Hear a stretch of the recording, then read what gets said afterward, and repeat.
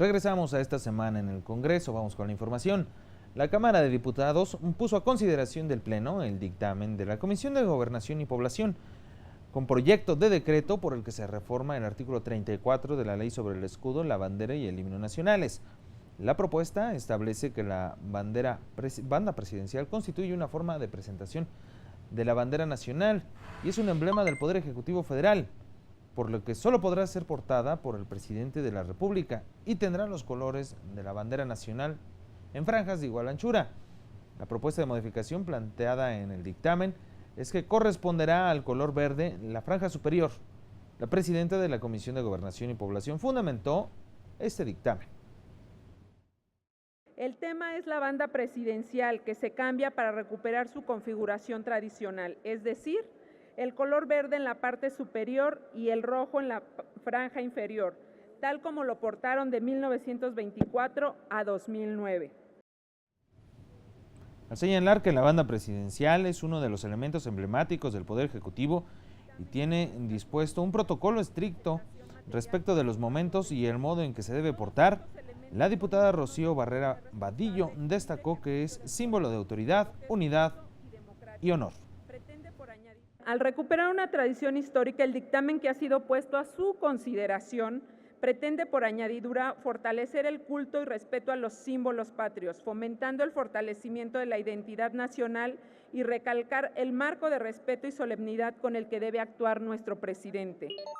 En los posicionamientos que hicieron los diferentes grupos parlamentarios en relación a este dictamen, se resaltó, entre otros aspectos, que la identidad nacional se crea, se fortalece y se preserva a partir de una serie de elementos culturales, históricos y simbólicos que nos identifican como mexicanos. Bajo esta lógica, los símbolos patrios refuerzan el sentido de pertenencia de los mexicanos. Y cuyo uso está reservado únicamente para las ceremonias oficiales de mayor solemnidad. Durante la toma de protesta del nuevo presidente de la República, seremos testigos de un momento simbólico en donde la banda presidencial significará la transición pacífica del Poder Ejecutivo emanado de instituciones democráticas. Con esta reforma, dice la iniciativa, se hace un ajuste al emblema del Poder Ejecutivo Federal para recuperar el uso histórico que le había dado durante casi 86 años, desde la administración del general Plutarco Elías Calles en 1924 hasta 2010 con el presidente Felipe Calderón Hinojosa. Y este símbolo patrio que habrá de acompañarlo durante su gestión, sin duda, debe de ser el recordatorio permanente de la obligación que tendrá como titular del Poder Ejecutivo de gobernar para todas y todos los mexicanos, de promover una cultura de respeto al Estado de Derecho, de promover e impulsar los valores que nos dan identidad nacional. Estamos a escasos días de la entrega simbólica del cambio de poderes. Y no podíamos hacer eso sin regresar a la historia, la banda presidencial, que es de verde, blanco y rojo. No es un tema menor por la siguiente razón. Se trata de un símbolo patrio, una representación de algo que nos ha ayudado a mantener una identidad nacional a lo largo de 200 años de vida independiente como nación. A pesar de que un símbolo patrio debería ser permanente, ha tenido una serie de cambios a lo largo de nuestra historia. Sin embargo, a manera de pregunta, sí quiero dejar constancia que la forma correcta, desde nuestra interpretación o desde mi interpretación, es exactamente como hoy la porta el actual presidente de la República. Entonces, pero no vamos a regatear por un tema de esta naturaleza. La banda presidencial es un emblema que distingue al titular del Poder Ejecutivo.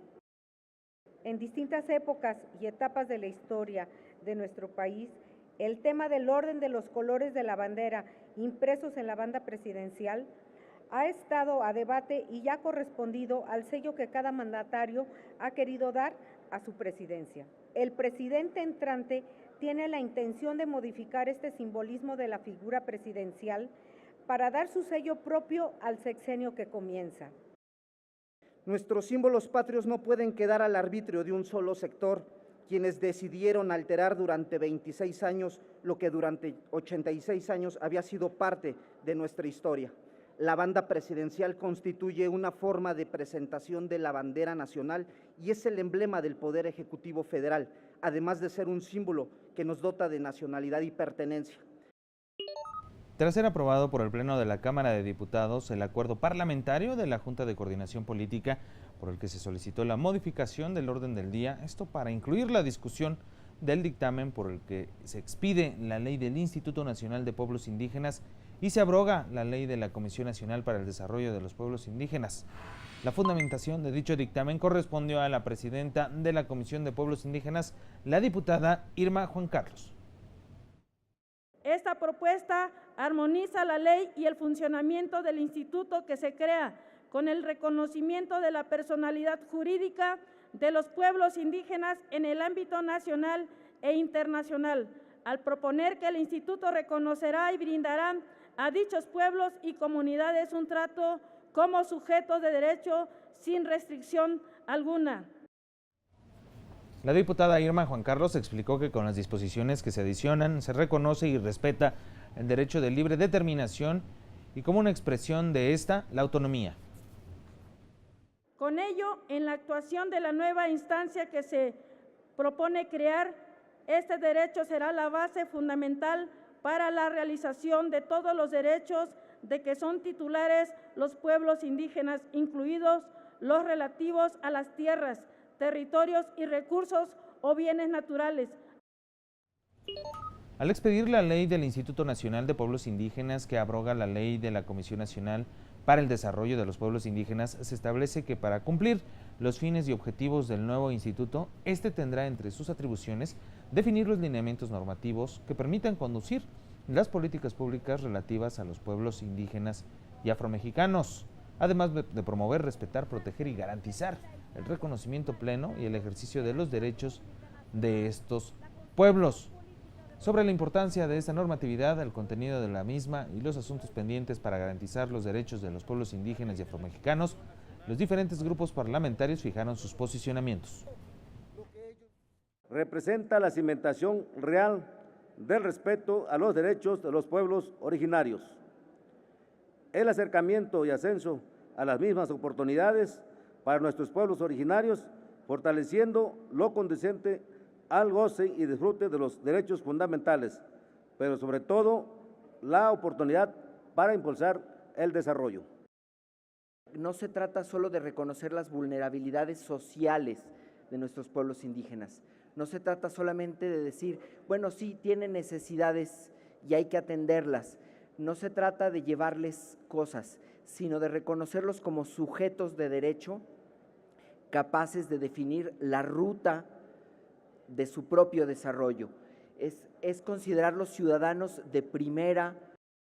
La población indígena de nuestro país sufre de mayores índices de pobreza y falta de acceso a la educación y discriminación y desprecio.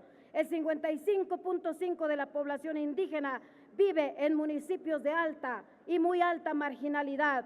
El 87.5% de los municipios indígenas están en alto grado y muy alto grado de marginación. Un acierto de este dictamen es el reconocimiento de la llamada tercera raíz, es decir, los afromexicanos.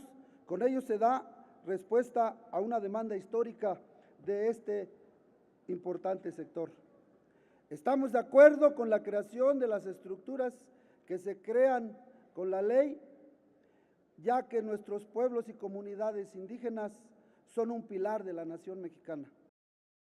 En el caso de los pueblos indígenas aún queda mucho que hacer en cuanto se refiere al ejercicio efectivo de los derechos que consagra para ellos nuestra Carta Magna, pues la brecha existe entre aquellos que se asienta a nivel discursivo y lo que sucede realmente en la práctica es todavía muy grande.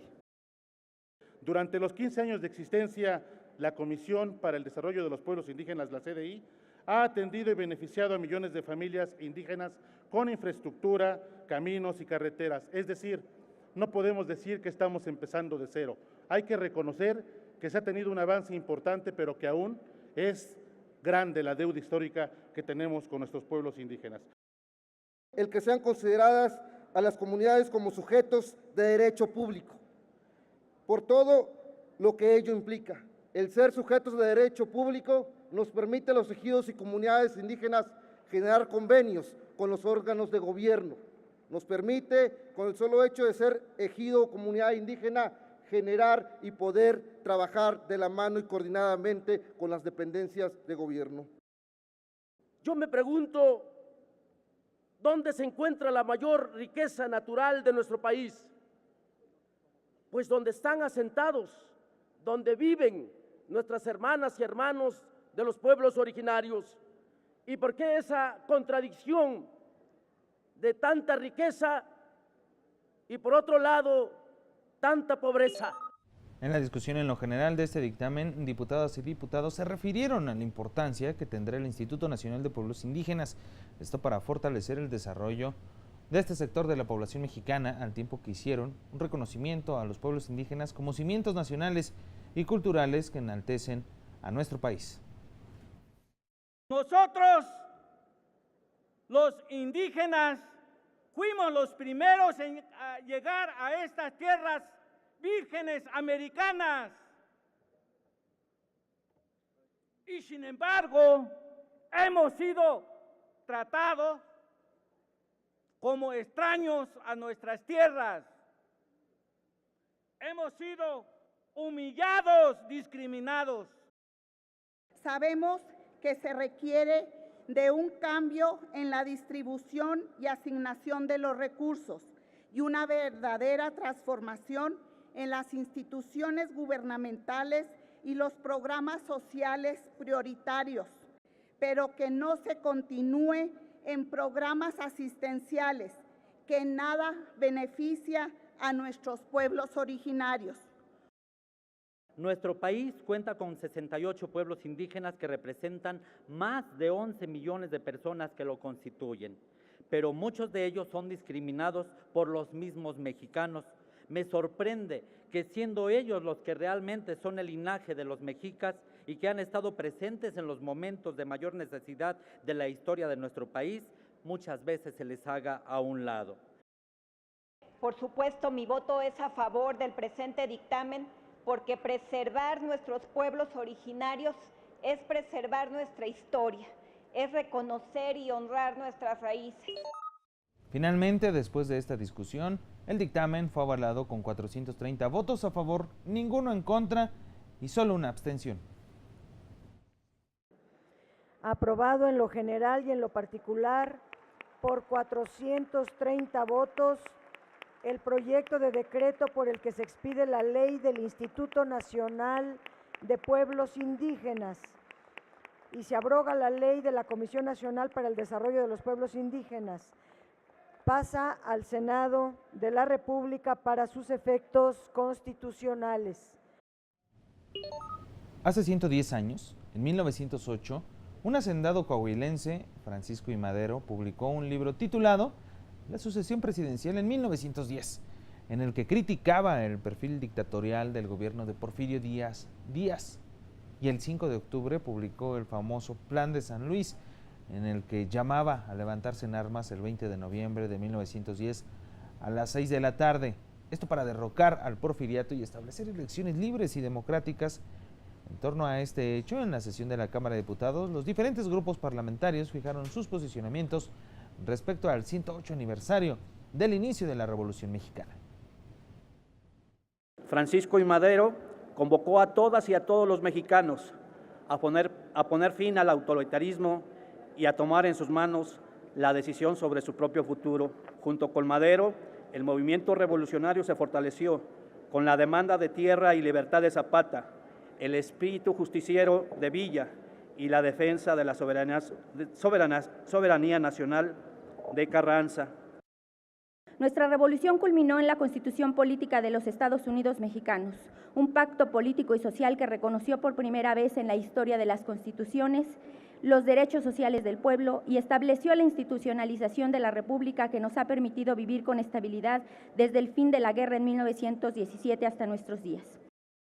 Quienes se consideraron herederos de la revolución terminaron por solo mirar sus intereses y descuidar, reivindicar a los más necesitados. Miren si no, los obreros y trabajadores de hoy ganan salarios irrisorios. El campo de hoy es un espacio de gente buena, pero sin oportunidades de mejorar sus condiciones de vida. El llamado a las armas de Madero produjo diversos alzamientos en todo el país, tal como conocemos todos nuestra propia historia nacional. Y el triunfo del coahuilense en las elecciones de 1911, para que en febrero de 1913 fuera asesinado y la presidencia usurpada por Huerta. De inmediato, la lucha violenta por el poder duraría más de una década. La Revolución Mexicana hizo que el pueblo de México se despertara del letargo político y represión social. Los indígenas y campesinos fueron la base de esta lucha por un país mejor, quienes dieron su vida para contar con los derechos sociales que fueron concretándose durante los años posteriores, como fue la promulgación de la primera Constitución en el mundo en incorporar los derechos sociales. La desigualdad social y la pobreza aún no han sido erradicadas. Si en el pasado el reparto de las tierras fue una de las grandes conquistas de la Revolución Mexicana, hoy el reparto de las oportunidades es la mayor exigencia de la sociedad mexicana. La revolución y los gobiernos revolucionarios y postrevolucionarios fracasaron en generar las condiciones de vida anheladas por quienes lucharon. Las traiciones y el caudillismo que encarnó una lucha del poder por el poder fueron el sello inequívoco de esa época. Con el antecedente inmediato de 3 preceptos fundamentales: sufragio efectivo, no reelección, la tierra es de quien la trabaja y el municipio libre. 3 principios que los gobiernos ineptos, ignorantes, abusivos y corruptos degradaron en el periodo comprendido entre 1920 a 2018. Es momento de hacer una pausa, pero cuando regresemos analizan y discuten el proyecto de decreto para reformar diversos artículos constitucionales en materia de eliminación de fuero e inmunidad. Regresamos.